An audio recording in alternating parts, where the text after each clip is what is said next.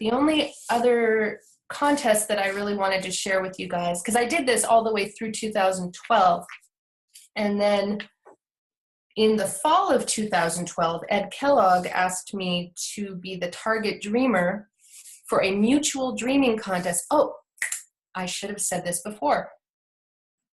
Another thing that we changed in the Asheville contest in 2010 with the bug theme is Bob and Bobby changed the title from Dream Telepathy Contest to Psi Dreaming Contest because they wanted to include any possibilities. So Ed Kellogg wanted to go even more specific and have a mutual dreaming contest, which was online. So every summer, there's the IASD conference in person somewhere around the world, often on the West Coast, but other states and other countries as well. But in the fall, around September and October, they have an online cyber, spelled PSIBER, cyber dreaming conference. And there are a lot of dream enthusiasts and researchers, dream researchers, who get together online, and you can do this whole conference in your pajamas. So what we did is we got together and had a conversation with the group of not percipients in this case, because I wasn't sending anything. In this situation, we were incubating the intention of meeting each other in a dream. And so the contest winners, and of course this is all just for fun, and not tightly controlled. But we had this thorough online chat, and we made some agreements about what we would look for and so forth. And there were a lot of very, very juicy hits. And the winner of the contest was Maria Cernuto, who dreamed about a lot of, we had a lot of unusual hits between our dreams, including we both saw a tattooed man, a man covered in tattoos. But the real reason that she won is that we both had an experience of telling each other jokes and cracking up, and to the point where we couldn't look at each other, because if we looked at each other, we would start laughing. We both reported that independently. So that was a pretty cool hit. And all in all, we had, of course, first, second, and third place. And then there were 9 people who all mentioned a party, a concert, or a pool, which were all elements in my dreams. So that was a very interesting experience as well. And I think that's it for what I brought. That is amazing, Angel. It sounds like you've really integrated the sender role into kind of a lucid dreaming protocol as well. That maybe was not intended ahead of time, but it looks like you've kind of refined that process over time. Are you the only one who uses this kind of technique of journaling and then going into a lucid dream and then coming out and maybe journaling some more and sending along the way? Yeah, to my knowledge, I'm the only one. And to Bob's knowledge, to Stanley's knowledge, I'm the only one so far. So far, okay. So far. I mean, hey, maybe what I've done will inspire other people to give it a try. People are learning and developing lucid dreaming at rapid speed these days. It's getting more and more popular with the millennials, for example. I hear from them a lot. And teenagers are very interested in that. So we have whole new generations coming in that are very, so if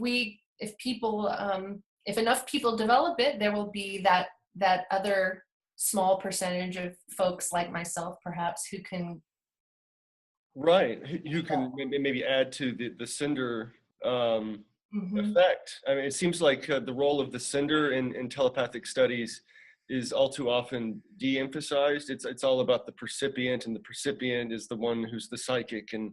But it sounds like there's a lot of potential creativity and also hard work involved in being a good sender. And you found a very creative way of going about that process.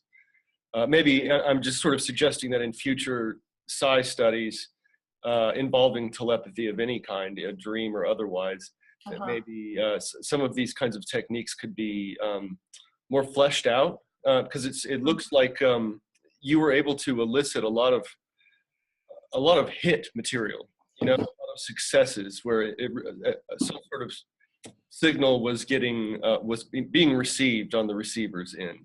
Yes, Bob used to say that he liked to pick a sender that was, quote, juicy, so All right. I tend to, my interpretation of that is someone who has a lot of energy and maybe extroverted as well, which I tend to identify with more than the introverted role. So I was willing, for example, to let people stand in line and shake my hand or give me a hug or touch my boots. Not everyone would be comfortable with, dozens of people. I don't remember exactly how many people I said. I lost track. There were a lot of people. So yeah, I think that. And so maybe that established a personal connection between you, the sender, and the recipient or percipients? Yes. Okay. Yes. And yes. you mentioned something over the phone when I was talking to you about there was one situation in which you handed out stones. Oh, thank you for reminding me. Yeah. That was in the Asheville conference in 2010 as well. There were so many things. Okay, so we had the multisensory approach, plus there was the other piece of it was that Bob and Bobby had gone to Virginia Beach and collected 300 stones that were actually clamshells that had been polished by the sea. And so they were these lovely little hand stones that you could hold. So they gathered them in a net and washed them, cleansed them in the ocean water and brought it to me and said, put this in your hotel room, energize these stones, put them under your bed or on the table, whatever, just send them, touch them with your hands and put your energy into it. So the night that we presented the contest to the percipients, the stones were all laid out on a cloth on the table, and the people before they came up and said hello to me and made eye contact or shook my hand, they had the option to pick up a stone. They could only touch one, and they could take that with them back to their room as a kind of a connector to me. And of course, it's interesting. They always asked, "Where's your hotel room?"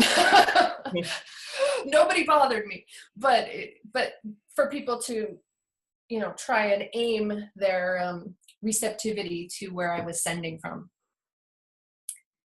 So. Okay, and it looks like there's two different types of shared dreams. One is more about content related, like everyone shares the same theme for a dream, and the other is more process related, where everyone is sharing a consensual kind of reality with each other. Is that what you would say is correct, or? I think you're talking about the difference between a mutual dream and a shared dream. Oh, okay. Is that right? That's probably what I'm thinking. Okay. Yeah. So, like, if So the mutual dream is about the sharing the same thematic content. Right. Like the circle is there, the bugs are there, but I see the band and somebody else doesn't, but it's still mutual.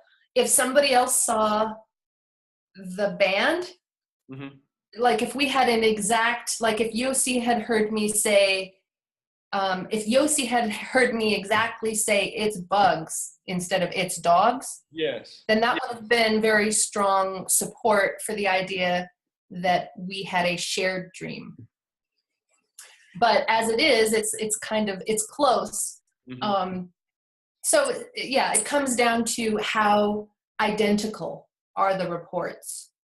Are they just the same theme where you can kind of imagine that it could possibly, then the idea is that there are mutual elements experienced, but it's shared when, and these both shared and mutual dreams fall into the category of collective dreams.